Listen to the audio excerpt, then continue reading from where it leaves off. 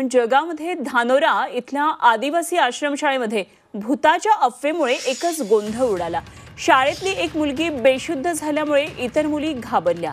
या मुलीला भूत दिसल्याची चर्चा गावभर पसरली आणि पालकांनी मुलांना घरी नेण्यासाठी आश्रमशाळेत एकच धाव घेतली। त्यामुळे शाळेत एकच गोंधळ निर्माण झाला। बेशुद्ध पडलेल्या या मुलीला तातडीने दवाखान्यामध्ये दाखल करून तिच्यावर उपचार करण्यात आले आणि त्यानंतर तिला पालकांच्या स्वाधीन करण्यात आलं। मुलींच्या वर्गामध्ये रात्री महिला शिक्षिकेची नियुक्ती करण्याची मागणी यावेळी पालकांनी केली आहे।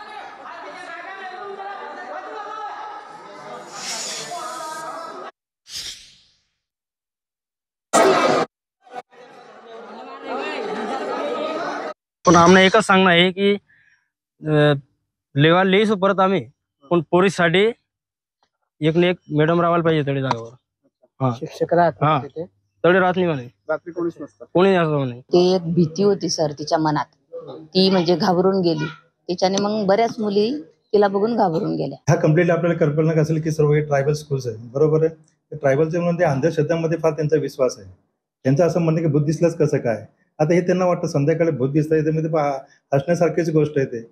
बरं, त्याच्यामध्ये सायकेट्रिक डॉक्टर जे होते त्यांना मी आता प्रोव्हाइड करतोय की कसं काय वगैरे कुणाला दिसलं काय दिसलं, त्याकरता मी आता नाशिक निघून आलेलो आहे आणि त्याप्रमाणे मी ज्याला दिसलेलं असेल की जेव्हा कोणी हा मेसेज पास केलेला असेल त्याप्रमाणे बघू। आमची टीम पूर्ण चौकशी करेल आणि चौकशी आणि ती जो काही त्याच्यातलं तथ्य निघेल त्या अनुषंगाने मग पुढील योग्य ती कारवाई प्रस्तावित करण्यात येईल।